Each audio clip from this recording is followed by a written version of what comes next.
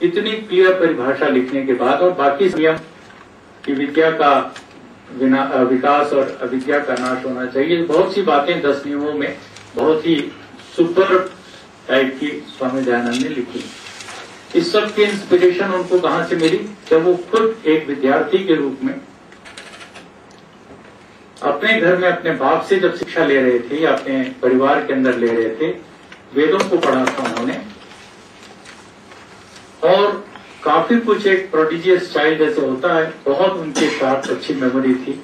औदिच्य कुल के ब्राह्मण के घर में पैदा होकर के गुजरात के उस काठियावाड़ में और शैव परिवार में जब शिवरात्रि का महाशिवरात्रि का व्रत रखा तो उस रात की कहानी आज मैं विस्तार से नहीं बताऊंगा कि रात को शिवलिंग पर जब चूहे चढ़ के खाने लगे चढ़ावा, तो वो मैं समझता हूं वो पहला एक शिक्षा का कदम था। जब उन्होंने सोते हुए बाप को जगा करके झंझोड़ करके कहा कि पिताजी ये शिव नहीं हो सकता, जिसकी आप बात बताते थे, ये तो पत्थर है और इसमें तो अपनी रक्षा करने की ताकत नहीं, वो मेरी आपकी क्या करेगा। बाप ने डांटा उसको, कहा चुप सो जा, थका है तो। रात के 12-1 बजे थे, उसने कहा नहीं अब मैं सोऊंगा नहीं, अब मैं जाग चुका हूं। गया घर, अपनी मां को जगाया, व्रत को तोड़ा और कहा कि आज के बाद मैं ऐसे शिव की पूजा नहीं करूंगा। वो जो एक स्पिरिट ऑफ इंक्वायरी इसको कह सकते हैं, ये शिक्षा के मूल में होनी चाहिए, जो ऋषि दयानंद के माध्यम से तमाम जो भी बाद में आने वाले हमारे शिक्षा शास्त्री हुए, महात्मा हंसराज जी हुए, स्वामी श्रद्धानंद जी हुए और भी तमाम लोग हुए, उन्होंने डालने की कोशिश। शिक्षा के बारे में और भी बहुत सी बातें हैं, फिलोसॉफिकल बातों में मैं जाऊंगा तो बहुत ही उसमें समय लगेगा, लेकिन 1-2 बातों पर थोड़ा इशारा करना बहुत जरूरी है। आर्य समाज की स्थापना के साथ ही साथ एक पुस्तक दुनिया के हाथ में है, नाम Satyarth Prakash, light of truth भी कह देते हैं उसको। ये कॉपी वगैरह मैं लेके आया हूं, तो आप लोग को लेना देखना चाहें। Swami Dayanand vision of truth, एक डॉक्टर तुलसीराम दिल्ली यूनिवर्सिटी के हैं, और भी कुछ किताबें देखिएगा।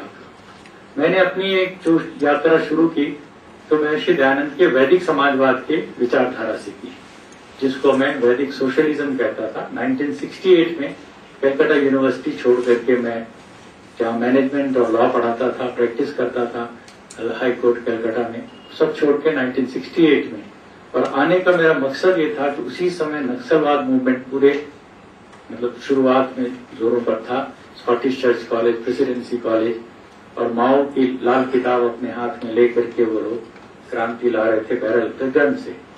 मैंने उसके जवाब में सोचा कि मैं जाऊं और हरियाणा के गांव-गांव में गुरुकुलों से शुरू करके, गुरुकुल झज्जर से शुरू करके, और हमने ये सपना लिया कि हम एक इसका विकल्प देंगे कि हथियार उठा करके नहीं बल्कि वैचारिक क्रांति ला करके समाज में बदलाव लाया जा सकता है।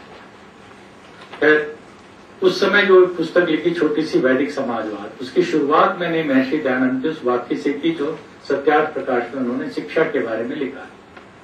बहुत ही जबरदस्त वाक्य। वो कहते हैं, पहले तो वो कंपल्सरी एजुकेशन की बात कहते हैं कि जो माता पिता अपने बच्चों को विद्यालय, स्कूल, गुरुकुल में न भेजे वो दंड के अधिकारी होने चाहिए। सर्टेन एज 5, 6, 7 साल के बाद यदि बच्चे को आप नहीं भेजते तो कंपल्सरी एजुकेशन का जो भी एक ग्रुप होता है उसकी वो बात कहते हैं।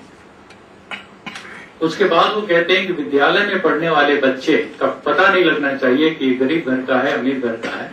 वो एग्जैक्ट वर्ड यूज करते हैं कि सबको तुल्य वस्त्र, खान पान और आसन मिलने चाहिए, चाहे वो राजकुमार हो या राजकुमारी अथवा दरिद्र की संतान, सबको परिश्रमी होना चाहिए। इतना कीनोट है वो पूरे के पूरे सिस्टम के लिए। वो अंग्रेजों के जमाने में कह रहे हैं there should be perfect equity equality in education.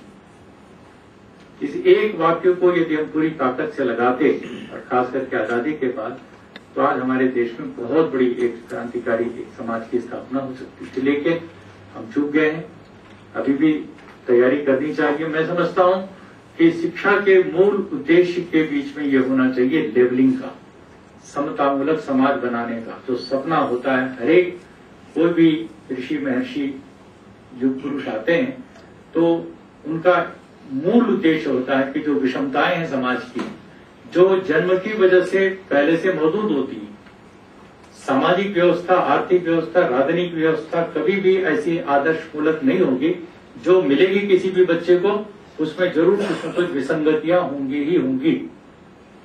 अब शिक्षा कैसे क्या काम करे? शिक्षा या तो स्टेटस को के लिए तैयार करे बच्चों को कि भाई आप भी एक कॉग इन द व्हील बन जाओ, कैरियरिस्ट बन जाओ, जो आज के हमारे बहुत सी संस्थाएं खास करके आईटी और मैनेजमेंट के लोग तैयार करके दे रहे हैं समाज को,